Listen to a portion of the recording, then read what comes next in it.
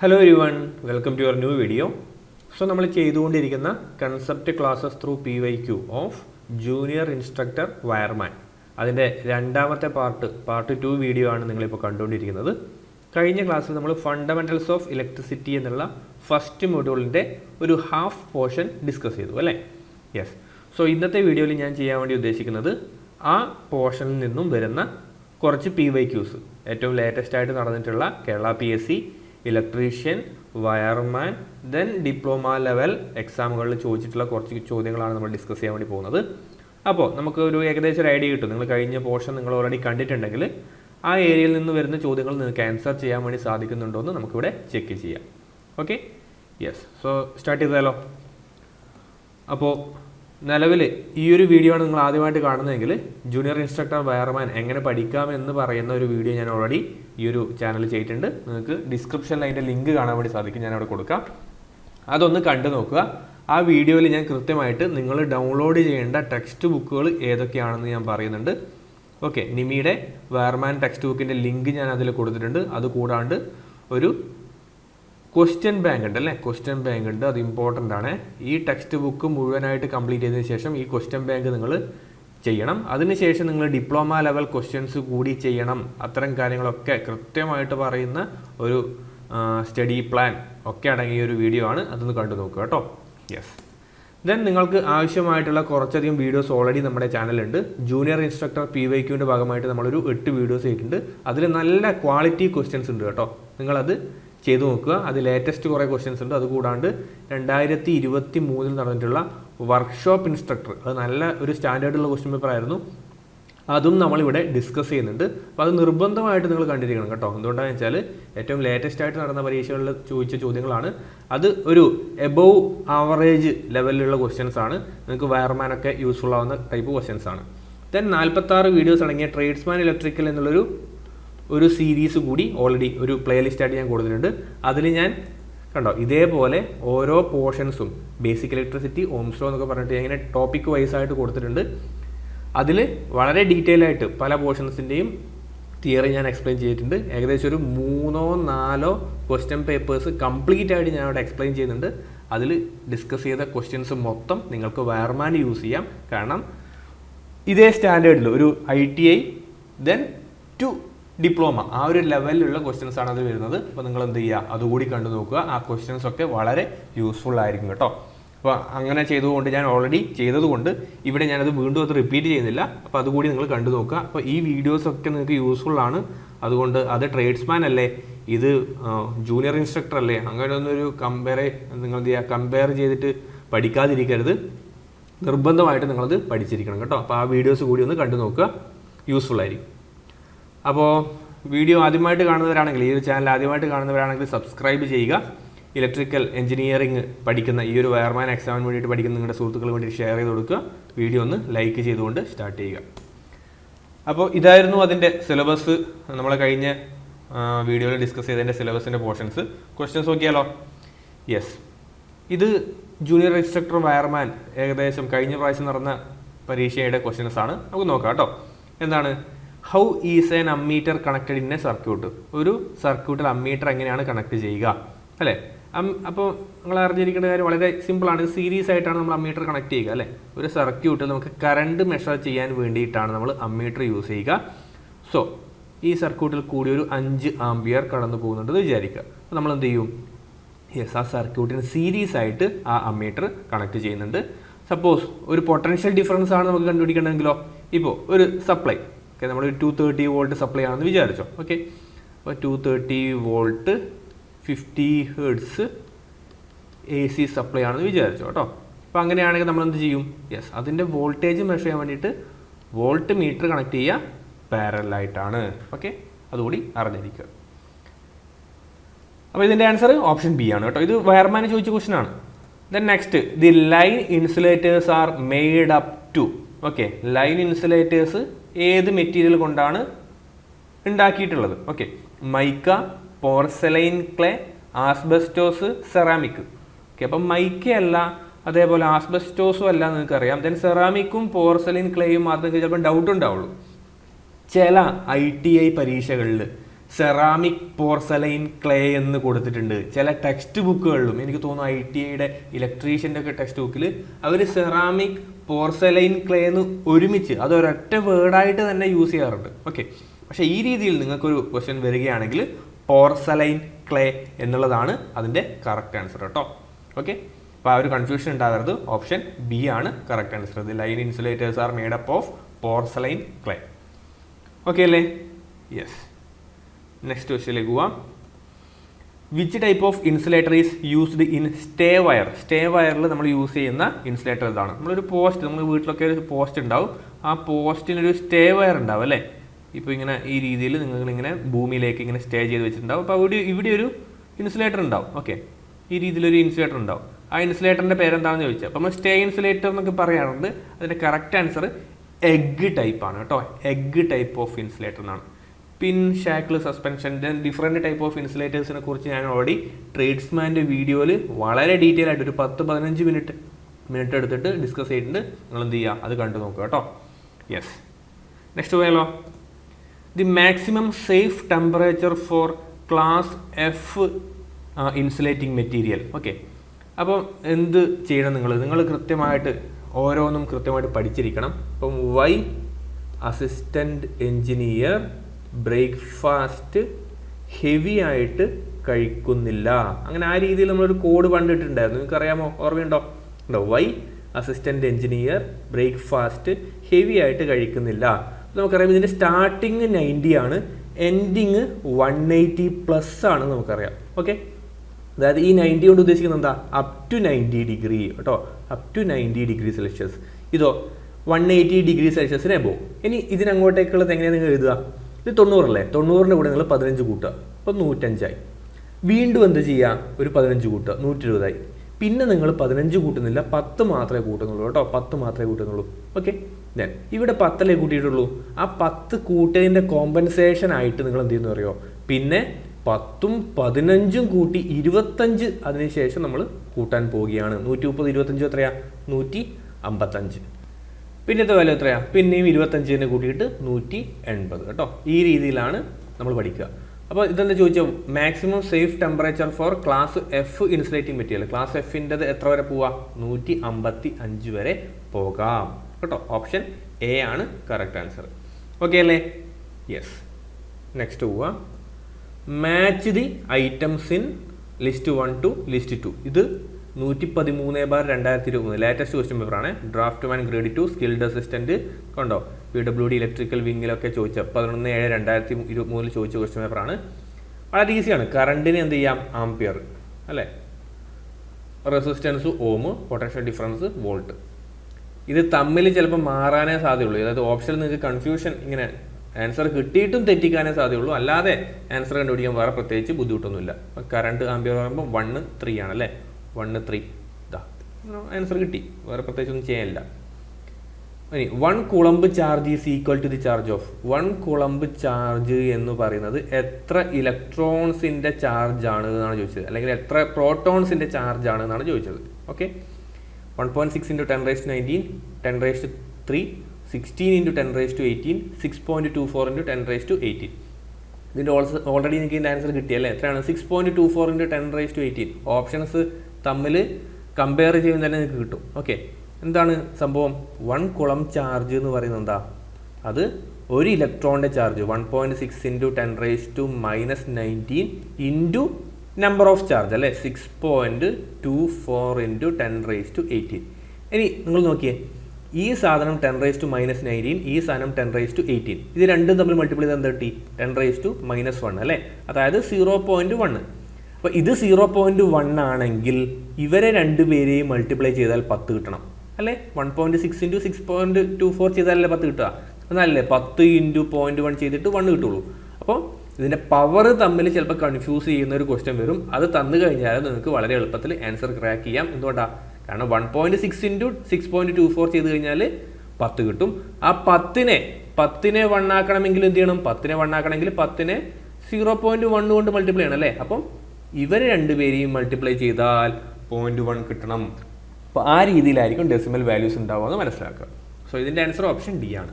Next a conductor carries 7 coulomb charge for a duration of 10 second then the current through the conductor is equal to, വളരെ എളുപ്പമാണ്. Q is equal to IT എന്നറിയാം, I is equal to Q by T അല്ലേ. Yes, rate of change of charge ആണ്. 7 കൂളംബാണ്, 10 second ആണ്, ചെയ്താൽ 0.7 ampere എന്നായിരിക്കും കിട്ടുക. Option A ആണ് correct answer. Next, from the following option which one is correct regarding conductor, insulator and semi conductor.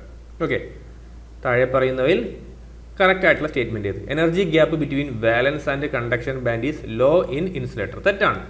ഇൻസുലേറ്ററിന്റെ കേസിൽ ആ energy gap വളരെ കൂടുതലാണ് അല്ലേ. Yes. Then large number of free electrons are available in the conduction band of semiconductors than conductors. തെറ്റാണ്. Large number of free electrons are available in conduction band of semiconductors than conductor. സെമികണ്ടക്ടറിന് കണ്ടക്ടേഴ്സിനേക്കാൾ കൂടുതൽ free electrons ഉണ്ട് എന്നാണ് പറയുന്നത്. അത് തെറ്റാണ്. കണ്ടക്ടേഴ്സിനാണ് semi കണ്ടക്ടേഴ്സിനേക്കാളും കൂടുതലായിട്ട് free electrons ഉണ്ടാവുക കേട്ടോ. ഇനി വാലൻസ് band and conduction band overlap in conductor. Correct ആണ്.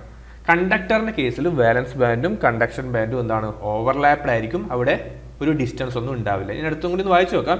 വാലൻസ് band electrons can easily move into conduction band in insulator. ഇല്ല, അങ്ങനെ ഫ്രീ മൂവ്മെന്റ് അലോഡ് അല്ല ഇൻസുലേറ്ററിന്റെ കേസിൽ കേട്ടോ. സോ ഓപ്ഷൻ സി ആണ് correct. From the given option select the list of insulators. ഇതിൽ നിന്ന് ഇൻസുലേറ്ററിനെ കണ്ടുപിടിക്കുക. ഗോൾഡ്, സിൽവർ, കോപ്പർ, ഇത് ഫുൾ കണ്ടക്ടേഴ്സ് അല്ലേ. Glass, paper, aluminium. അലൂമിനിയം എന്താ, ഒരു കണ്ടക്ടറാണ്. Silicon, glass, iron. അയൺ എന്താ, കണ്ടക്ടറാണ്. Mica, wood, paper. കറക്റ്റ് ആണ് അല്ലേ. എല്ലാവരും ഇൻസുലേറ്റർ ആയിരിക്കണം. അപ്പോൾ ഓപ്ഷൻ ഡി ആണ് correct answer. If A material having forbidden energy of 6 electron volt identify the type of material. ഇത് കുറച്ചൊരു കൺഫ്യൂസിംഗ് ആണ്. കാരണം എന്ന് വെച്ചാൽ ചില ടെക്സ്റ്റ് ബുക്കുകളിൽ ആ എനർജി ഗ്യാപ്പിൻ്റെ ആ ഒരു ബൗണ്ടറി 6 എന്നും ചിലപ്പോൾ കൊടുക്കാറുണ്ട്. അപ്പോൾ ഇതിൻ്റെ കൺസെപ്റ്റ് എന്താണെന്ന് വെച്ചാൽ നമ്മുടെ എനർജി ഗ്യാപ്പ് ഇൻസുലേറ്ററിൻ്റെ കേസിൽ എനർജി ഗ്യാപ്പ് കേട്ടോ,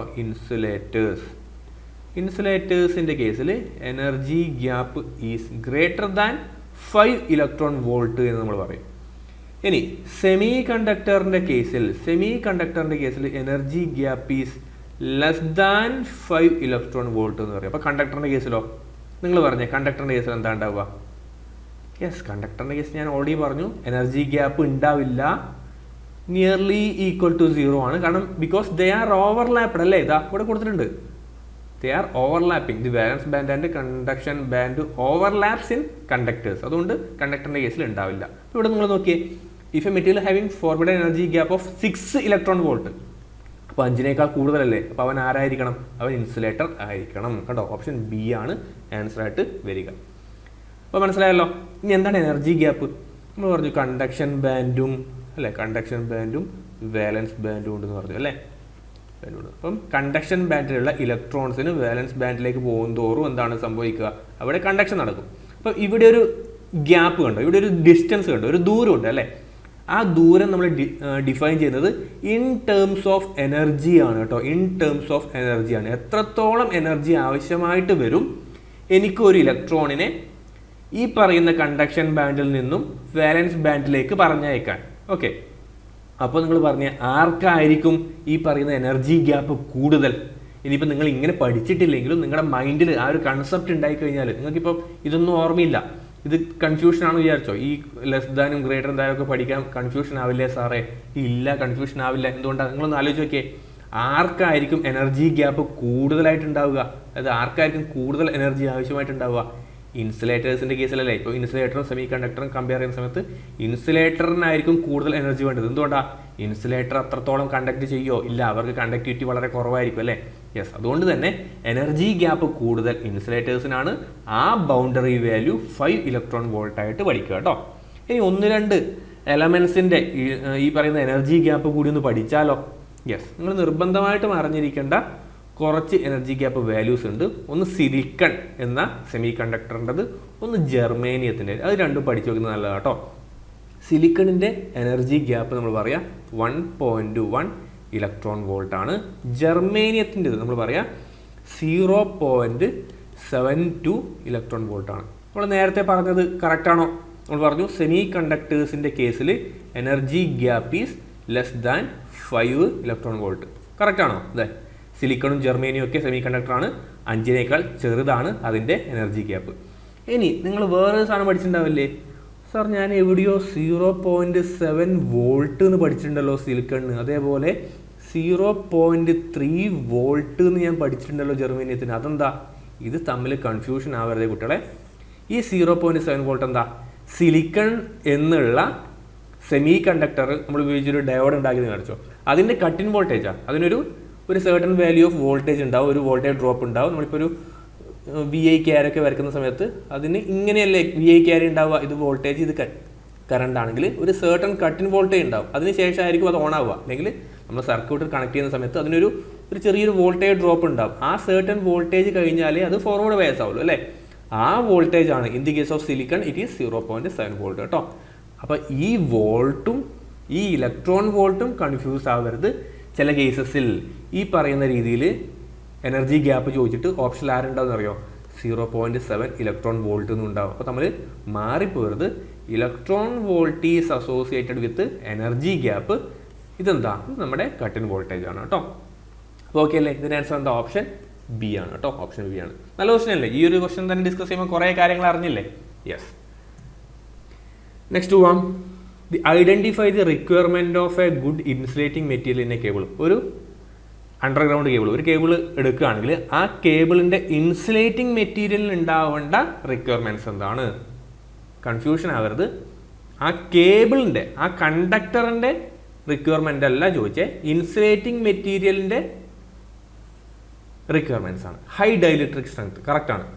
ഡൈഇലക്ട്രിക് സ്ട്രെങ്ത് ഹൈ ആയിരിക്കണം. Low mechanical strength, mechanical strength കുറവാവാൻ പാടുണ്ടോ? ഇല്ല, നല്ല മെക്കാനിക്കൽ സ്ട്രെങ്ത് ഉണ്ടാവണല്ലേ. കാരണം ആ കണ്ടക്ടറിനെ, ആ ഒരു കോപ്പർ അല്ലെ അലൂമിനിയം, ആ കണ്ടക്ടറിനെ നല്ലോണം എന്ത് ചെയ്യണം? പ്രൊട്ടക്റ്റ് ചെയ്യേണ്ടത് ഈ പറയുന്ന ഇൻസുലേറ്റിംഗ് മെറ്റീരിയലിൻ്റെ ആവശ്യമാണ്. അപ്പോൾ രണ്ടാമത് തെറ്റാ.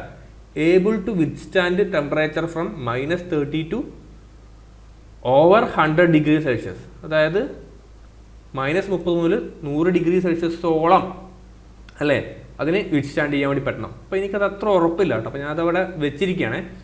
Next, high insulation resistance. High insulation resistance കറക്റ്റാണ്.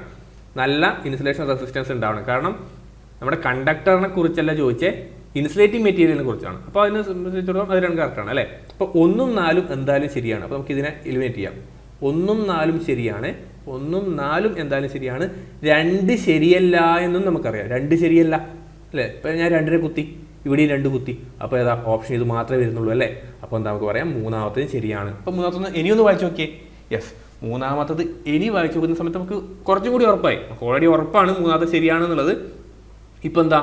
Yes, able to withstand temperature from -30 to 100 degree Celsius. Okay, അതും കറക്റ്റാണ്. കറക്റ്റ് ആവാനുള്ള സാധ്യതയില്ലേ? ഉണ്ട്, കറക്റ്റാണ്. അപ്പോൾ കോമൺ സെൻസും നമുക്ക് ഇവിടെ യൂസ് ചെയ്യാൻ വേണ്ടി പറ്റും കേട്ടോ. അപ്പോൾ അതൊന്ന് ഓർത്ത് വെക്കുക. ഓക്കെ അല്ലേ? ഇനി ഒരു ചെറിയൊരു ടിപ്പ് കൂടി പറഞ്ഞു തരട്ടെ. യെസ്, നമ്മളിപ്പോൾ അണ്ടർഗ്രൗണ്ട് കേബിളിനെ കുറിച്ച് പഠിച്ചില്ലേ? അണ്ടർഗ്രൗണ്ട് കേബിളിനെ കുറിച്ച് പഠിക്കുന്ന സമയത്ത് അതിൻ്റെ ഓരോരോ ലെയർ നമ്മൾ പറയുന്നുണ്ട് അല്ലേ. ഇന്നർ ലെയർ ഏതാണ്? അപ്പോൾ അതിന് വേണ്ടിയിട്ട് നമുക്കൊരു ചെറിയൊരു കോഡ് യൂസ് ചെയ്യാം. സിംബാസ് കേട്ടോ, സിംബാസ്. ചില സമയത്ത് അവർ ചോദിക്കാറുണ്ട്, ഇപ്പോൾ മെറ്റൽ ഷീറ്റിനും ആർമറിങ്ങിനും ഇടയിലുള്ള ഭാഗം ഏതാണ് അങ്ങനെയൊക്കെ ചോദിക്കും. ഏറ്റവും ഇന്നറിലുള്ളത് ഏതാണ് എന്നൊക്കെ ചോദിക്കാറുണ്ട്. ഓക്കെ, അപ്പം നിങ്ങൾ ഓൾറെഡി അതിൻ്റെ പിക്ചറൊക്കെ നിങ്ങളുടെ ടെക്സ്റ്റ് ബുക്കിൽ നിന്ന് നിങ്ങൾ വരച്ചിട്ടുണ്ടാവും. അപ്പം ഏറ്റവും ഇന്നർ ആരാ? ഏറ്റവും ഇന്നറായിട്ടുള്ളത് കോറാണ് അല്ലേ. കോറാണ്. അപ്പോൾ സി, കോറിലെ ഏറ്റവും അകത്തുള്ളത് കോറ് അല്ലെങ്കിൽ കണ്ടക്ടർ. നെക്സ്റ്റ് ഐ ആണ്. കോറിൻ്റെ തൊട്ട് പുറത്താരാളെ, കോറിനെ ചുറ്റിട്ടാരാളെ? ഇൻസുലേഷൻ അല്ലേ, ഇൻസുലേഷൻ. അടുത്തത് മൂന്നാമത് എം ആണ്. എം എന്താ? മെറ്റാലിക് ഷീത്ത് കേട്ടോ, മെറ്റാലിക് ഷീത്താണ് അതിൻ്റെ പുറത്തുള്ളത്. ഇനി മെറ്റാലിക് ഷീത്തിൻ്റെ പുറത്താരാളെ? ബി. ബിയിലെ എന്തെങ്കിലും നിങ്ങൾ പഠിച്ചിട്ടുണ്ടോ? യെസ്, ബെഡിങ് അല്ലേ, ബെഡിങ് പഠിച്ചിട്ടുണ്ട്. ഓക്കെ, ഇനി അതിനുശേഷം എ ആണ്. എ ആർമറിങ് അല്ലേ, ആർമറിങ്, ആർമറിങ്. ഓക്കെ, ഇനി അതിൻ്റെ പുറത്ത് എസ്. എസ് എന്തായിരുന്നു? യെസ്, ഏറ്റവും പുറത്ത് ഒരു സെർവിങ് കൂടിയുണ്ട് അല്ലേ. അപ്പോൾ ഇതാണ് അതിൻ്റെ ലെയർ എന്ന് മനസ്സിലാക്കുക. ഓരോന്നിൻ്റെയും ഫങ്ഷൻസ് കൃത്യമായിട്ട് നിങ്ങളുടെ ടെക്സ്റ്റ് ബുക്കിലുണ്ട്. നിമിയുടെ ഇലക്ട്രീഷ്യൻ ടെക്സ്റ്റ് ബുക്കിലുണ്ട്. അതുകൂടാതെ ഞാൻ ട്രേഡ്സ്മാൻ്റെ ക്ലാസ്സിൽ ഞാനത് എക്സ്പ്ലെയിൻ ചെയ്തിട്ടുണ്ട്. നിങ്ങൾ കൃത്യമായിട്ടത് കണ്ടു നോക്കുക. ഓക്കെ അല്ലേ? ഇനി അടുത്ത പ്രാവശ്യം മറന്നു പോവോ? ഇല്ല. നെക്സ്റ്റ് പോവാം. The function of flux in soldering is. നിർബന്ധമായിട്ട് പഠിക്കുക. Solder, different type of solder പഠിക്കണം, ഫ്ലക്സും പഠിക്കണം. ഓക്കെ, ഫ്ലക്സ് എന്തിനാണ് യൂസ് ചെയ്യുക? Reduce the temperature of soldering process അല്ല, to keep the metal surface clean and oxide free. Yes, അത് കറക്റ്റാണ് തോന്നുന്നുണ്ടല്ലോ അല്ലേ? കറക്റ്റാണ്. നമുക്ക് ബാക്കിയോട് വായിച്ചു നോക്കാം കേട്ടോ. Reduce the melting point of solder അതല്ല, to reduce the time of soldering process അല്ല. ഇതൊന്നും നമ്മൾ കോമൺ സെൻസ് യൂസ് ചെയ്ത് ആലോചിച്ചാൽ തന്നെ ഇതിൻ്റെ ആൻസർ കിട്ടും. സോ 9 ബി ആണ് correct answer. The valence shell of an atom of a material is filled with 4 electron. The material is known as. ഇത് ക്വസ്റ്റ്യൻ പേപ്പർ ട്രേഡ്സ്മാൻ ഇലക്ട്രിക്കലിൻ്റെ 2022 നടന്ന നവംബർ 8 നടന്ന ക്വസ്റ്റ്യൻ പേപ്പറാണിത്. Okay, valence shell of an atom of a material is filled with 4 electrons. അങ്ങനെയാണെങ്കിൽ material എന്താണ്? അപ്പോൾ നമ്മൾ already പറഞ്ഞിട്ടുണ്ട്, 4 ഇലക്ട്രോൺസ് ആണെങ്കിൽ അത് സെമി കണ്ടക്ടേഴ്സ് ആണ് അല്ലേ? Following process is known as soldering. Okay, താഴെ പറയുന്ന പോലെ ഏതാണ് സോൾഡറിങ് എന്ന് അറിയപ്പെടുന്നത്? Process of joining 2 metal conductors without melting them. Okay, without melting them, I think it is correct one. Process of joining 2 metal conductors by melting them. ഇത് melt ചെയ്യുന്നുണ്ടോ? Solder ചെയ്യുമ്പോൾ നിങ്ങൾ ആലോചിച്ച് നോക്കിയാൽ, സോൾഡർ ചെയ്യുന്ന സമയത്ത് നമ്മളൊരു മെറ്റൽ പാർട്ട് ഏതെങ്കിലും, ഇപ്പം എനിക്ക് രണ്ട് മെറ്റൽ പാർട്ടുകൾ ഉണ്ട്, അതെനിക്ക് സോൾഡർ ചെയ്യേണ്ട സമയത്ത് നമ്മൾ ഈ മെറ്റൽ പാർട്ടുകളെ മെൽറ്റ് ചെയ്യുന്നുണ്ടോ? ഇല്ല. വെൽഡിങ്ങിലാണെങ്കിൽ ആ പരിപാടി ചെയ്യുന്നുണ്ട് അല്ലേ? വെൽഡിങ്ങിൽ നമ്മൾ എന്ത് ചെയ്യും? ആ മെറ്റൽ പാർട്ടിനെയും നമ്മൾ മെൽറ്റ് ചെയ്യിക്കും. പക്ഷേ സോൾഡറിങ്ങിൻ്റെ സമയത്തോ, യെസ്, ആ സോൾഡർ മെറ്റീരിയൽ ഉരുക്കിയിട്ട് ആ 2 പോർഷനെയും നമ്മൾ ജോയിൻ ചെയ്യിക്കുക ചെയ്യുക. അപ്പോൾ it is not melting them ആണ്. അപ്പോൾ രണ്ടാമത്തത് തെറ്റാണ്. Process of joining 2 metal conductors by using the rivet. അല്ല, റിവറ്റ് ജോയിനിങ് എന്നല്ല നമ്മൾ അടിക്കുന്നത്. അതുകൊണ്ട് ഓപ്ഷൻ 1 മാത്രമാണ് ശരി. 1 ഓൺലി അല്ലേ? 1 ഓൺലി. ഓപ്ഷൻ സി ആണ് കറക്റ്റ് ആൻസർ. അപ്പോൾ ഓക്കെ അല്ലേ? 1 ഓൺലി എന്നുള്ളതാണ് ആൻസർ. അപ്പോൾ കൺസെപ്റ്റുകൾ ക്ലിയർ ആവാൻ ഇങ്ങനെയുള്ള ചോദ്യങ്ങൾ നിങ്ങളെ ഹെൽപ്പ് ചെയ്യും. Next one, which of the following soldering flux is used for soldering electrical conductors? Sodium carbonate, borax, tallow, sodium chloride. നമ്മൾ ടാളോ കേട്ടിട്ടുണ്ട്. അപ്പോൾ ഇതിൻ്റെ അകത്ത് നമുക്ക് ആൻസർ ചെയ്താൽ ചെയ്യാൻ വേണ്ടി പറ്റുക ഓപ്ഷൻ സി, ടാളോ ആണ് നമുക്ക് ആൻസർ ആയിട്ട് ചെയ്യാൻ വേണ്ടി പറ്റുക. ഓക്കെ, കൃത്യമായിട്ട് നമ്മൾ സോൾഡറിങ് ഫ്ലക്സിനെ കുറിച്ചൊക്കെ നമ്മൾ ഡിസ്കസ് ചെയ്യുന്നുണ്ട്. സോ ഇവിടെ നമുക്ക് യൂസ് ചെയ്യാൻ വേണ്ടി പറ്റുന്നത് ടാളോ ആണ്. റോസിനൊക്കെ ഉണ്ടല്ലേ, പക്ഷേ റോസിന് ഇവിടെ ഇല്ലാത്തതുകൊണ്ട് തന്നെ റോസിന് നമ്മൾ എടുക്കേണ്ട ആവശ്യമില്ല. Okay, yes. Then which of the following substances are known as semiconductors? Germanium, eureka, ebonite. Germanium, സിലിക്കണും ആണ് നമ്മൾ സെമി കണ്ടക്ടറായിട്ട് പറയുന്നത്. അപ്പോൾ 1ഉം 4ഉം അല്ലേ? 1ഉം 4ഉം ഏതാ? ഓപ്ഷൻ എ ആണ് കറക്റ്റ് ആൻസർ. അപ്പോൾ ഇത് വളരെ സിമ്പിളായിട്ടുള്ള ക്വസ്റ്റൻ ആണ്. പക്ഷേ നിങ്ങൾ ആൻസർ ചെയ്യുമ്പം തെറ്റിക്കരുത് കേട്ടോ. നിങ്ങളിപ്പം വിചാരിക്കും ജെർമേനിയവും സിലിക്കണും നിങ്ങൾക്ക് അറിയാം. പക്ഷേ നിങ്ങൾ ഓപ്ഷൻ നോക്കുന്ന സമയത്ത് പരീക്ഷ ഹാളിൽ എന്താ പ്രശ്നം എന്നറിയോ? ഇവിടെ 1 and 4 ഉണ്ട്, ഇവിടെ 2 and 4 ഉണ്ട്. നിങ്ങളുടെ കണ്ണ് ചിലപ്പോൾ എന്ത് ചെയ്യും? നിങ്ങളെ ചതിക്കും. നിങ്ങൾ എന്ത് ചെയ്യും? നേരെ ഇതാണ് എൻ്റെ 1 and 4 അല്ലെങ്കിൽ നിങ്ങൾക്ക് ചില തോന്നിയിട്ട് ബി ഒക്കെ കൊണ്ടുപോയി കറപ്പിക്കും. അപ്പോൾ മനസ്സിലാക്കുക, ഏറ്റവും സിമ്പിളായിട്ടുള്ള ക്വസ്റ്റ്യൻസ്, ഏറ്റവും സിമ്പിളായിട്ടുള്ള ആൻസേഴ്സാണ് ചിലപ്പോൾ നിങ്ങൾക്ക് തെറ്റ് വരാൻ സാധ്യത ഉണ്ടാവുക. അതുകൊണ്ട് കറക്റ്റായിട്ട് ടൈം എടുത്തുകൊണ്ട് തന്നെ ശ്രദ്ധിച്ച് തന്നെ ആൻസർ ചെയ്യുക.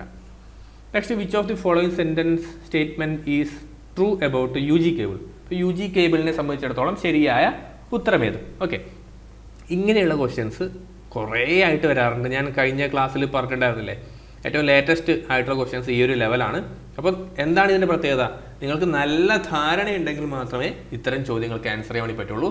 ഇപ്പോൾ ജസ്റ്റ് പോയിന്റ്സുകൾ മാത്രം പഠിച്ചിട്ട് കാര്യമില്ല അല്ലേ? Armouring protect the cable from mechanical injuries, അതാണ് പറഞ്ഞു വെക്കുന്നത്. അപ്പോൾ നോക്കാം കേട്ടോ. ആർമറിങ് എന്തിനാ? മെക്കാനിക്കൽ ഇഞ്ചുറീസ് നിന്ന് പ്രൊട്ടക്ട് ചെയ്യാൻ തന്നെയാണ് നമ്മൾ യൂസ് ചെയ്യുന്നത്. ഞാൻ പറഞ്ഞിട്ടുണ്ടായിരുന്നു, ഓരോന്നിൻ്റെയും ഫംഗ്ഷൻ കൃത്യമായിട്ട് നിങ്ങളുടെ നിമി ടെക്സ്റ്റ് ബുക്കിൽ കൊടുത്തിട്ടുണ്ട്. അതെന്ത് ചെയ്യുക? പോയിന്റ് ആയിട്ട് എഴുതി കൊടുക്കുക കേട്ടോ. Metallic sheath protect the cable from chemical attack. Correct അല്ലേ? യെസ്, മെറ്റാലിക് ഷീത്ത് നമ്മൾ യൂസ് ചെയ്യുന്നത് കെമിക്കൽ അറ്റാക്കിൽ നിന്ന് പ്രൊട്ടക്ട് ചെയ്യാൻ തന്നെയാണ്. ഇനി bedding protect the armouring from corrosion. Bedding protect the armouring from corrosion. അപ്പോൾ എന്തോ ഒരു മെറ്റൽ പാർട്ടിനെ പ്രൊട്ടക്ട് ചെയ്യാൻ വേണ്ടിയിട്ട്, കൊറോഷനിൽ നിന്നും പ്രൊട്ടക്ട് ചെയ്യാൻ വേണ്ടിയിട്ടാണ് ബെഡിങ് കൊടുക്കുന്നതെന്നാണ് പറഞ്ഞിട്ടുള്ളത്. പക്ഷേ ആക്ച്വലി ബെഡിങ് അതിനാണ് നമ്മൾ യൂസ് ചെയ്യുന്നത്. ബെഡിങ് നമ്മൾ എന്തിനാണ് ഉപയോഗിക്കുന്നത്? യെസ്, നമ്മളൊരു മെറ്റാലിക് ഷീത്ത് പ്രൊവൈഡ് ചെയ്യുന്നു പറഞ്ഞു അല്ലേ? സിംബാസ് പ്രകാരം നമ്മളൊരു മെറ്റാലിക് ഷീത്ത് യൂസ് ചെയ്യുന്നുണ്ട്. ആ മെറ്റാലിക് ഷീത്തിനെ പ്രൊട്ടക്ട് ചെയ്യാനാണ് ബെഡിങ്. അപ്പോൾ നിങ്ങൾ നോക്കിയേ, ഇതിൻ്റെ ഓർഡറിന് ഇമ്പോർട്ടൻസ് വന്നത് കണ്ടോ? മെറ്റാലിക് ഷീറ്റിൻ്റെ പുറത്തല്ലേ ഞാൻ ബെഡിങ് എടുത്തിടുന്നത് അല്ലേ? സോ മെറ്റാലിക് ഷീറ്റിനെ പ്രൊട്ടക്ട് ചെയ്യാനാണ് ബെഡിങ് ഉള്ളത്. ഇവിടെ എന്താ പറയുന്നത്? Bedding protect the armouring from corrosion. Armouring എവിടെയാണുള്ളത്? ആർമറിങ് ഇതിനും പുറത്താണുള്ളത്. അപ്പോൾ അതിനെ പ്രൊട്ടക്ട് ചെയ്യാനാണോ ബെഡിങ് യൂസ് ചെയ്യുന്നത്? അല്ല.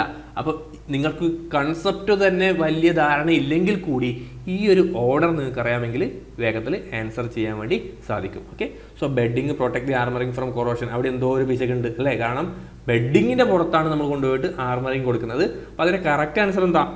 Bedding protect the metallic sheath against corrosion. Bedding നമ്മൾ കൊടുക്കുന്നത് മെറ്റാലിക് ഷീത്തിനെ കൊറോഷനിൽ നിന്നും പ്രൊട്ടക്ട് ചെയ്യാൻ വേണ്ടിയിട്ടാണ്.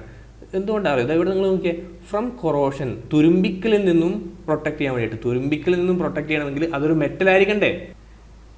ഈ ഇൻസുലേഷനെ പ്രൊട്ടക്ട് ചെയ്യാൻ വേണ്ടിയിട്ട് അതിൻ്റെ പുറത്ത് നമ്മളൊരു മെറ്റാലിക് ഷീറ്റ് കൊടുക്കുന്നുണ്ട്. അതിനെ കൊറോഷനിൽ നിന്നും പ്രൊട്ടക്ട് ചെയ്യാൻ വേണ്ടിയിട്ടാണ് ബെഡിങ് യൂസ് ചെയ്യുക. അപ്പം മൂന്നാമത്തെ സ്റ്റേറ്റ്മെൻറ്റ് തെറ്റാണല്ലേ? മൂന്നാമത്തെ സ്റ്റേറ്റ്മെൻറ്റ് തെറ്റ് പറയുമ്പോൾ 1 and 2 ആണ് ആൻസർ കറക്റ്റ്. ഓപ്ഷൻ എ ആണ് കറക്റ്റ്. ഓക്കെ അല്ലേ? അപ്പോൾ അതാണ് ഞാൻ പറഞ്ഞത്, ചെറിയ ചെറിയ ട്രിക്കുകൾ ഉണ്ടെങ്കിൽ ഇവൻ ദോ നിങ്ങൾക്ക് കംപ്ലീറ്റ് കൺസെപ്റ്റ് അറിയില്ലെങ്കിൽ കൂടി ആൻസേഴ്സ് നിങ്ങൾക്ക് പ്രിഡിക്റ്റ് ചെയ്യാം, അല്ലെങ്കിൽ എലിമിനേഷൻ മെത്തേഡ് വെച്ചിട്ട് ആൻസേഴ്സ് പറയാൻ വേണ്ടി സാധിക്കും. ഓക്കെ അല്ലേ? Yes. Next, the insulating material of the cable should have. ഒരു കേബിളിൻ്റെ ഇൻസുലേറ്റിംഗ് മെറ്റീരിയലിന് താഴെ പറയുന്നതിൽ ഏത് ക്വാളിറ്റിയാണ് ഉണ്ടാവേണ്ടത്? Low permittivity, high resistivity, high dielectric strength, all of the above. Okay, low permittivity വളരെ കുറവായിരിക്കണം. അതായത് കണ്ടക്ടിവിറ്റി അതിന് ഇൻവേഴ്സ് ആണല്ലേ, പെർമിറ്റ് ചെയ്യാൻ വേണ്ടി പാടില്ല. കറക്റ്റാണ്. ഇൻസുലേറ്റിംഗ് മെറ്റീരിയൽ എന്ന് പറയുമ്പോൾ എന്താണ്? പരമാവധി കണ്ടക്ഷൻ കുറവായിരിക്കണം, അത് പെർമിറ്റിവിറ്റി വളരെ കുറവായിരിക്കണം. കറക്റ്റാണ്. ഹൈ റെസിസ്റ്റിവിറ്റി കറക്റ്റാണ്. ഹൈ ഡൈലക്ട്രിക് സ്ട്രെങ്ത്തും വളരെ കൂടുതലായിരിക്കണം അല്ലേ? ഇൻസുലേഷൻ പ്രോപ്പർട്ടീസ് കൂടുതലാണ് എന്നാണ് ഈ ഡൈലക്ട്രിക് സ്ട്രെങ്ത്തിൻ്റെ മീനിങ്. നമ്മളറിയില്ലേ, നമ്മളൊരു കപ്പാസിറ്റർ ഒക്കെ യൂസ് ചെയ്യുന്ന സമയത്ത് ഒരു എപ്സിലോൺ പറയില്ലേ, അതെന്താ? ഡൈലക്ട്രിക് സ്ട്രെങ്ത് ആണ് അല്ലേ? യെസ്. അപ്പോൾ ഹൈ ഇൻസുലേഷൻ പ്രോപ്പർട്ടി എന്നുള്ളതാണ് അതിൻ്റെ ആൻസർ. അപ്പം നിങ്ങൾക്ക് ഇതിൽ ഏതെങ്കിലും ഒരു രണ്ടെണ്ണമെങ്കിലും ആൻസർ കറക്റ്റായിട്ട് കിട്ടിയിട്ടുണ്ടെങ്കിൽ, ഷുവർ ആണെങ്കിൽ നിങ്ങൾക്ക് എന്ത് ചെയ്യാം? All of the above choose ചെയ്യാം. ഓക്കെ അല്ലേ? Yes. Next, what type of insulator is used at dead end of and straight lines as suspension type for voltages 3.3 kV and above. Okay, dead എൻഡും dead end of and straight line. Dead end ആണ് അവർ ഉദ്ദേശിച്ചത് കേട്ടോ. Disk, strain, പിന്നെ നമ്മൾ use ചെയ്യുന്നത് high വോൾട്ടേജിലാണ്. Stay insulator stay വയറിലാണ്. ഡിസ്ക് ഇൻസുലേറ്റേഴ്സ് ഹൈ വോൾട്ടേജിലാണ്. 3.3 kV എന്നൊക്കെ പറയുമ്പോൾ ഡെഡ് എൻഡിലാണെങ്കിൽ സ്ട്രെയിൻ ഇൻസുലേറ്ററാണ് കേട്ടോ. സ്ട്രെയിൻ ഇൻസുലേറ്ററാണ്. ഇതൊക്കെ നിങ്ങൾക്ക് എലിമിനേഷൻ മെത്തേഡ് വെച്ചിട്ട് പരമാവധി ആൻസർ ചെയ്യാൻ വേണ്ടി സാധിക്കും. ഡിഫറെൻറ്റ് ടൈപ്പ് ഓഫ് ഇൻസുലേറ്റേഴ്സിനെ കുറിച്ച് പറയുന്ന വീഡിയോ ഞാൻ ഓൾറെഡി ട്രേഡ്സ്മാനിൽ ചെയ്തിട്ടുണ്ട്. അത് ഇമ്പോർട്ടൻ്റ് ആണ്. 1-2 മാർക്ക് ചോദിക്കാൻ സാധ്യതയുണ്ട്. മാർക്ക് കളയരുത്, ഇമ്പോർട്ടൻ്റ് ആണ്. വളരെ എളുപ്പത്തിൽ ഞാനത് എക്സ്പ്ലെയിൻ ചെയ്തിട്ടുണ്ട് കേട്ടോ, കണ്ടു നോക്കുക. ഇനി ട്രേഡ്സ്മാൻ്റെ എവിടെയാണ് വീഡിയോ കാണുന്നതൊക്കെ ഞാൻ ഓൾറെഡി പറഞ്ഞു കഴിഞ്ഞു. എനിക്ക് ഓർമ്മയില്ലെങ്കിൽ ഇതാ ഒരു പ്രാവശ്യം കൂടി പറയാണ്. ട്രേഡ്സ്മാൻ ഇലക്ട്രിക്കൽ എന്ന് പറഞ്ഞിട്ട് നിങ്ങൾ എന്ത് ചെയ്യുക? ഈ ചാനൽ എടുത്ത് നോക്കുക. അവിടെ പ്ലേലിസ്റ്റ് ഉണ്ടാവും. പ്ലേലിസ്റ്റ് ട്രേഡ്സ്മാൻ ഇലക്ട്രിക്കൽ ഉണ്ടാവും. അത് ഓപ്പൺ ചെയ്യുക. അതിൽ കണ്ടോ ഇങ്ങനെ പാർട്ട് 1, പാർട്ട് 2, പാർട്ട് 3, പാർട്ട് 4 അങ്ങനെ കൊടുത്തിട്ടുണ്ട്. മിക്കവാറും എവിടെയാണ് കാണാൻ വേണ്ടി പറ്റുക? ഞാൻ പറയുന്ന ക്ലാസ്സുകൾ ഈ സ്ഥലത്ത് ഓൾറെഡി ഉണ്ടാവും കേട്ടോ. ഈ ഒരു സ്ഥലത്ത് എന്തായാലും കാണും. നിങ്ങൾ ഇത് മാത്രം കണ്ടാൽ പോരാ. ഇതിന് ശേഷമുള്ള എല്ലാ വീഡിയോസും നിങ്ങൾക്ക് ആവശ്യമുള്ളത് തന്നെയാണ്. ഫുൾ വീഡിയോസും കണ്ടു തീർക്കുക കേട്ടോ. യെസ്. അപ്പോൾ നമുക്ക് വീണ്ടും ഇത് കണ്ടിന്യൂ ചെയ്യാം. എവിടെ എത്തി? Next, aluminium has a specific gravity of. അലൂമിനിയത്തിൻ്റെ സ്പെസിഫിക് ഗ്രാവിറ്റി എത്രയാണെന്നാണ് ചോദിക്കുന്നത്. ഇതിലങ്ങനെ യൂണിറ്റോ കാര്യമോ ഒന്നും കൊടുത്തിട്ടൊന്നുമില്ല. നിങ്ങളുടെ ടെക്സ്റ്റ് ബുക്കിൽ ഞാൻ കാണിച്ചു തന്നിട്ടുണ്ടായിരുന്നു. ഇലക്ട്രീഷ്യൻ്റെ ടെക്സ്റ്റ് ബുക്കിൽ ഈ പറയുന്ന ഒരു ടേബിൾ ഉണ്ടായിരുന്നു അല്ലേ? അലൂമിനിയത്തിൻ്റെയും കോപ്പറിൻ്റെയും ഒക്കെ ഒരു ടേബിൾ ഉണ്ടായിരുന്നു. അത് പ്രകാരം നമുക്ക് ആൻസർ പറയാൻ വേണ്ടി പറ്റുക 2.7. ഓക്കെ, 2.7. അത് നിങ്ങളുടെ ടെക്സ്റ്റ് ബുക്കിൽ ഓൾറെഡി ഉള്ളത് തന്നെയാണ്. അതുകൊണ്ട് നമുക്ക് എന്ത് ചെയ്യാം? വളരെ എളുപ്പത്തിൽ ആൻസർ ചെയ്യും. ഇന്നത്തെ ക്വസ്റ്റ്യൻ പേപ്പർ ഏതാ? 50/22 ഇലക്ട്രീഷ്യൻ്റെ ക്വസ്റ്റ്യൻ പേപ്പറാണ്. ഇനി 1 coulomb charge is equal to the charge on. ഈ ചോദ്യമാണ് ഞാൻ പറയാൻ വേണ്ടി ഉദ്ദേശിക്കുന്നത്. ഇത് കണ്ടോ, ഇതിൻ്റെ എല്ലാ ആൻസേഴ്സും സെയിം ആണ്. അതിൻ്റെ പവർ മാത്രമേ വ്യത്യാസമുള്ളൂ അല്ലേ? അപ്പം ഇവിടെ നിങ്ങൾക്ക് കൺഫ്യൂഷൻ ഇല്ലാതെ എങ്ങനെ ആൻസർ ചെയ്യാമെന്നുള്ള ട്രിക്കാണ് ഞാൻ പറയാൻ വേണ്ടി പോകുന്നത്. 1 coulomb charge equals to charge on. Okay, 1 coulomb charge എത്ര ഇലക്ട്രോണിൻ്റെ ചാർജിനെയാണ് ഈക്വൽ ആവുന്നത്? ആക്ച്വലി ഇതിന് മൈനസ് വരും, കാരണം ഇലക്ട്രോണിൻ്റെ ചാർജ് മൈനസ് അല്ലേ? അപ്പോൾ നിങ്ങൾ നോക്കിയേ, 1 coulomb is equal to n number of electrons എന്നാണ് നമുക്ക് പറയാൻ വേണ്ടി പറ്റുക. ഓക്കെ, ഇനി ഈ n ഇവിടെയുണ്ട്, ഇലക്ട്രോണിൻ്റെ ചാർജ് എത്രയാണ്? 1.6 × 10⁻⁻19 എന്നുള്ളതാണ് ഇലക്ട്രോണിൻ്റെ ചാർജ്. അല്ലെ, ഒരു നെഗറ്റീവ് കൂടി ഉണ്ടാവും. ഓക്കെ, ഇനി ഇവനെ ഏതോ ഒരു നമ്പർ കൊണ്ട് മൾട്ടിപ്ലൈ ചെയ്താൽ 1 കിട്ടണം. അപ്പോൾ 1.6നെ 6.24 കൊണ്ട് കണ്ടോ, ഇവിടെ മുഴുവൻ 6.24 അല്ലേ, അപ്പോൾ 6.24 ആണ്. നിങ്ങൾക്ക് മനസ്സിലായി അല്ലേ? അതിൻ്റെ പവറിൽ മാത്രമേ കൺഫ്യൂഷൻ ഉള്ളൂ. നിങ്ങൾ നോക്കിയാൽ 6.24 × 1.6 എത്രയാണ്? അത് 10 ആണ് കേട്ടോ. നിങ്ങൾ മൾട്ടിപ്ലൈ ചെയ്യേണ്ട ആവശ്യമൊന്നുമില്ല, ഞാൻ പറയുന്നത് 10 ആണ്, അത് 10 തന്നെയാണ്. ഓക്കെ, ഇനി ഈ 10⁻⁻19നെ എന്ത് ചെയ്യണം? നിങ്ങളിപ്പോൾ 6.24 × 1.6 അടിച്ചപ്പോൾ 10 കിട്ടി. അപ്പോൾ 10 × 10⁻⁻19 എന്ന് കിട്ടി അല്ലേ? ഇനി ഇവിടെയുള്ള ഒരു സാധനം കൂടി മൾട്ടിപ്ലൈ ചെയ്യണം. ചെയ്ത് കഴിഞ്ഞാൽ ആൻസർ 1 ആയിരിക്കണം. അപ്പോൾ നിങ്ങൾ നോക്കിയേ, 10 × 10⁻⁻19 എത്രയാണ്? ഈ 10 ആരാ? 10⁻1 ആണ് അല്ലേ? ഇൻറ്റു 10⁻⁻19. അപ്പോൾ ആൻസർ എന്താ? 10⁻−18. ഇവനെ ഇനി 10⁻18 കൊണ്ട് മൾട്ടിപ്ലൈ ചെയ്താലല്ലേ 1 കിട്ടുള്ളൂ. യെസ്, അപ്പം നമുക്ക് എഴുതേണ്ട ആൻസർ 6.24 × 10⁻18 ആയിരിക്കണം. കണ്ടോ, ഓപ്ഷൻ എ ആണ് കറക്റ്റ് ആൻസർ. ഞാൻ പറഞ്ഞു വന്നത് ഇത്രയേ ഉള്ളൂ. ഓപ്ഷൻസ് നിങ്ങളെ കൺഫ്യൂസ് ചെയ്ത് കഴിഞ്ഞാലും നിങ്ങൾക്ക് ആൻസർ പിക്ക് ചെയ്യാൻ വളരെ എളുപ്പമായിരിക്കും. എന്തുകൊണ്ടാണ്? ഇവിടെ 10⁻−19 ആണ്. അപ്പം ഒരു പവർ കുറച്ച് പോസിറ്റീവ് ആയത് ആയിരിക്കണം. ബിക്കോസ് നമുക്കിവിടെ 6.24 × 1.6 ചെയ്തപ്പോൾ 10 കിട്ടുന്നുണ്ട് അല്ലേ? ഓപ്ഷൻ എ ആണ് ആൻസർ. ഇതൊക്കെ കോമൺ സെൻസ് ആണ്. ചിലപ്പോൾ മാത്സ് അധികം ചെയ്ത് ശീലമില്ലാത്തവർക്ക്, അല്ലെങ്കിൽ കൂടുതൽ ക്വസ്റ്റ്യൻസ് ചെയ്ത് ശീലമില്ലാത്തവർക്ക് ഇതൊക്കെ കുറച്ചുകൂടെ ടഫായിട്ട് തോന്നിയേക്കാം. അവർക്ക് ചിലപ്പം ആൻസർ കിട്ടണമെന്നില്ല കേട്ടോ. പക്ഷേ നിങ്ങൾ നന്നായിട്ട് പ്രാക്ടീസ് ചെയ്ത് ക്വസ്റ്റ്യൻസൊക്കെ പ്രാക്ടീസ് ചെയ്ത് വരുന്ന ആൾക്കാരാണെങ്കിൽ ഇതൊക്കെ ആൻസർ കണ്ടാൽ തന്നെ അവർ പിക്ക് ചെയ്യും. നമ്മൾ കാണാറില്ലേ ചില ഇലക്ട്രീഷ്യൻ പരീക്ഷയിലൊക്കെ പലരും കട്ട് ഓഫ് ഒക്കെ 80, 85, 90 കാണാറില്ലേ? അത് എന്തുകൊണ്ടാണ്? യെസ്, അവർ ഇങ്ങനെ ഇലക്ട്രീഷ്യൻ്റെ ടെക്സ്റ്റ് ബുക്ക് മുഴുവൻ വായിച്ച് പലതവണ വായിച്ച് വെള്ളം പോലെ ആക്കി നന്നായി പഠിച്ച് ക്വസ്റ്റ്യൻ പേപ്പേഴ്സൊക്കെ തറവറ ചെയ്ത് അവർക്കൊരു ക്വസ്റ്റ്യൻ കിട്ടുമ്പോൾ തന്നെ ആൻസർ എന്ത് ചെയ്യും? ഇപ്പോൾ ഈ ഒരു ചോദ്യം വായിക്കുമ്പോൾ തന്നെ അവരുടെ കറക്റ്റ് ആൻസറിലേക്കാണ് നോക്കുന്നത്. അല്ലാതെ ക്വസ്റ്റ്യൻ വായിച്ചു ഉത്തരത്തിലേക്ക് എത്തുക എന്നുള്ള പരിപാടി അവരോട് ചെയ്യുന്നില്ല. എന്തുകൊണ്ടാണ്? ആ പ്രോസസ്സ് അവർക്ക് ഓൾറെഡി കഴിഞ്ഞു. അവർ ഓൾറെഡി ഇത്തരം ചോദ്യങ്ങൾ കുറേ കണ്ടതാണ്. അതുകൊണ്ടാണ് അവർക്ക് ചെറിയ സമയത്തിനുള്ളിൽ തന്നെ ആൻസർ പിക്ക് ചെയ്യാൻ വേണ്ടി പറ്റുന്നത്. സാധാരണ ഒരു ഉദ്യോഗാർത്ഥിക്ക് ചിലപ്പോൾ 100 ചോദ്യം വായിക്കാൻ വേണ്ടി പറ്റിയെന്ന് വരില്ല. പക്ഷേ ഇങ്ങനെ നന്നായിട്ട് പ്രിപ്പയർ ചെയ്യുന്ന ആൾക്കാർക്ക് ഒരു 60-70 മിനിറ്റ് കൊണ്ടൊക്കെ മുഴുവൻ ചോദ്യങ്ങളും വായിച്ച് മാക്സിമം ആൻസേഴ്സ് ചെയ്യാനുള്ള ആ ഒരു കഴിവിലേക്ക് എത്തിയിട്ടുണ്ടാവും. അപ്പം നിങ്ങളും ആ ഒരു കഴിവിലേക്ക് എത്തുക. അതെങ്ങനെ സാധിക്കുക? സിമ്പിളാണ്. നന്നായിട്ട് തിയറി കംപ്ലീറ്റ് ചെയ്യുക, ഒന്നിലധികം പ്രാവശ്യം കംപ്ലീറ്റ് ചെയ്യുക, കൂടുതൽ ചോദ്യങ്ങൾ ചെയ്യുക. സോ ഇതിൻ്റെ ആൻസർ എത്രയാണ്? ഓപ്ഷൻ എ ആണ് കേട്ടോ. Yes. Next, melting temperature of electricians solder is. Already നിങ്ങളുടെ ടെക്സ്റ്റ് ബുക്കിൽ ഞാൻ കാണിച്ചതാണ്, ചെയ്യാൻ വേണ്ടി പറഞ്ഞതാണ്. ഫാരൻഹീറ്റിലും തന്നിട്ടുണ്ട്, ഡിഗ്രി സെൽഷ്യസ് തന്നിട്ടുണ്ട്. 185 ഡിഗ്രി സെൽഷ്യസ് എന്നുള്ളതാണ് ആൻസർ കേട്ടോ. അപ്പം അത്രയേ ഉള്ളൂ. 1-2 ചോദ്യങ്ങൾ നമ്മുടെ ക്വസ്റ്റ്യൻ ബാങ്കിൻ്റെയും കൂടി ഞാൻ ലിങ്ക് തന്നിട്ടില്ലേ? യെസ്, നിങ്ങളുടെ വയർമാൻ്റെ ഇലക്ട്രീഷ്യൻ്റെ ടെക്സ്റ്റ് ബുക്ക് ഡൗൺലോഡ് ചെയ്യണമെന്ന് ഞാൻ നിങ്ങളോട് പറഞ്ഞു. അത് കൂടാതെ ക്വസ്റ്റ്യൻ ബാങ്ക് ഫസ്റ്റ് മൊഡ്യൂളിൻ്റെ അല്ലെങ്കിൽ ഫസ്റ്റ് ഇയറിൻ്റെ 1, 2, 3 എന്നുള്ള ക്വസ്റ്റ്യൻ ബാങ്കും സെക്കൻഡ് ഇയറിൻ്റെ 1, 2, 3 3 സെറ്റ് ഓഫ് ക്വസ്റ്റ്യൻ ബാങ്ക് ഞാൻ ഡൗൺലോഡ് ചെയ്യാൻ വേണ്ടി പറഞ്ഞിട്ടുണ്ട്. നിങ്ങൾ എന്ത് ചെയ്യണം? മുഴുവൻ തിയറി കഴിഞ്ഞതിന് ശേഷം ഈ ക്വസ്റ്റ്യൻ ബാങ്ക് കൂടി വർക്കൗട്ട് ചെയ്യണം കേട്ടോ. ഇനിയിപ്പോൾ അതിനകത്ത് ഉത്തരങ്ങൾ തെറ്റാണെങ്കിൽ കൂടി നിങ്ങൾ എന്ത് ചെയ്യുക? ആ രീതിയിൽ തന്നെ പഠിച്ചു പോവുക. പലപ്പോഴും ഇലക്ട്രീഷ്യൻ്റെ ഒക്കെ പരീക്ഷയിൽ അല്ലെങ്കിൽ ഈ പറയുന്ന വയർമാൻ്റെ ഒക്കെ പരീക്ഷയിൽ അവർ നിമി ടെക്സ്റ്റ് ബുക്ക് ബേസ് ചെയ്തിട്ടാണ് ആൻസർ കീസ് സെറ്റ് ചെയ്യാറ്. ഇവൻ ദോ ചിലപ്പോൾ ക്വസ്റ്റ്യൻസ് ക്യാൻസൽ ചെയ്തേക്കാം എന്നേ ഉള്ളൂ കേട്ടോ. അല്ലാണ്ട് അങ്ങനത്തെ ഒരു പ്രശ്നം ഉണ്ടാകാറുണ്ട്. അതുകൊണ്ട് നിങ്ങൾ ചെയ്യേണ്ട കാര്യം ആ ബേസ് ആയിട്ട് തന്നെ നിങ്ങളൊന്ന് പഠിച്ചു പോവുക. അപ്പോൾ അതിൽ 1-2 ക്വസ്റ്റ്യൻസ് നമുക്ക് ചെയ്ത് നോക്കാം. Which solder is used for soldering aluminium conductor? കൃത്യമായിട്ട് നിങ്ങളുടെ നിമി ടെക്സ്റ്റ് ബുക്കിൽ പറയുന്നുണ്ട് സോൾഡറിങ് അലൂമിനിയം കണ്ടക്ടേഴ്സ്. കണ്ടോ, ഏതാ യൂസ് ചെയ്യുക? ALCAP, അൽക്യാപ്പ്. കണ്ടോ, അൽക്യാപ്പ് നമ്മൾ ഫോർ സോൾഡറിങ് അലൂമിനിയം കണ്ടക്ടേഴ്സ് നമ്മളിവിടെ പറയുന്നുണ്ട്. അപ്പോൾ എന്താ? അൽക്യാപ്പ് സോൾഡർ. ഓപ്ഷൻ A3 ആണ് കറക്റ്റ് ആൻസർ കേട്ടോ. അപ്പോൾ ഞാൻ ജസ്റ്റ് ഒന്ന് കാണിച്ചു തന്നേ ഉള്ളൂ. നിങ്ങൾ എന്ത് ചെയ്യുക? നിങ്ങളുടെ മുഴുവൻ ടെക്സ്റ്റ് ബുക്ക് തിയറി കംപ്ലീറ്റ് ചെയ്തതിന് ശേഷം അതിൻ്റെ ആ ഒരു ക്വസ്റ്റ്യൻ ബാങ്ക് കൂടി നിങ്ങൾ കൃത്യമായിട്ടൊന്ന് ഫോളോ അപ്പ് ചെയ്യുക. ഇതുമായി ബന്ധപ്പെട്ട് കുറേ കാര്യങ്ങൾ നിങ്ങൾ പഠിക്കേണ്ടതായിട്ടുണ്ട്. ആ ടെക്സ്റ്റ് ബുക്കിലുള്ള മുഴുവൻ കാര്യങ്ങളും കൃത്യമായിട്ട് ഓർത്തിരിക്കണം കേട്ടോ. ഇതുണ്ടോ, വേറെ ഇതാ കേരളൈറ്റ് കൂടി ഉണ്ട് കേട്ടോ. Keralite in addition a special solder by name Keralite is also available for soldering aluminium conductors. കണ്ടോ, ഇത് എന്താണ്, ഇത് സോൾഡർ ആണെന്ന് മനസ്സിലാക്കുക കേട്ടോ, സോൾഡർ ആണെന്ന് മനസ്സിലാക്കുക. ഫ്ലക്സ് വേറെ ഉണ്ട്. ഓക്കെ, ഫ്ലക്സ് വേറെ ഉണ്ട്. യെസ്, അപ്പോൾ അത് ഇതിൻ്റെ താഴെ കൊടുത്തിട്ടുണ്ട് കേട്ടോ. ഫ്ലക്സ് പറഞ്ഞിട്ട് in soldering aluminium conductors organic fluxes of reaction type free from chloride and soldering. അത് നിങ്ങളുടെ ടെക്സ്റ്റ് ബുക്കിൽ ഇതിൻ്റെ താഴെ കൊടുത്തിട്ടുണ്ട്. അത് എന്ത് ചെയ്യുക, അത് കൃത്യമായിട്ട് നിങ്ങൾ പഠിക്കുക കേട്ടോ. യെസ്, അപ്പോൾ അത്രയേ ഉള്ളൂ. ഈ ക്വസ്റ്റ്യൻസ് ചെയ്യുന്നതോട് കൂടിയിട്ട് നിങ്ങൾക്ക് കഴിഞ്ഞ ക്ലാസ്സിൽ പറഞ്ഞിട്ടുള്ള കാര്യങ്ങളൊക്കെ മനസ്സിലായിട്ടുണ്ടാവുമെന്ന് വിചാരിക്കുന്നു. അഥവാ ഏതെങ്കിലും അറിയാത്തതുണ്ടെങ്കിൽ എന്ത് ചെയ്യുക, ഒരു പ്രാവശ്യം കൂടി ആ ഒരു ഏരിയ പോയി കവർ ചെയ്യുക.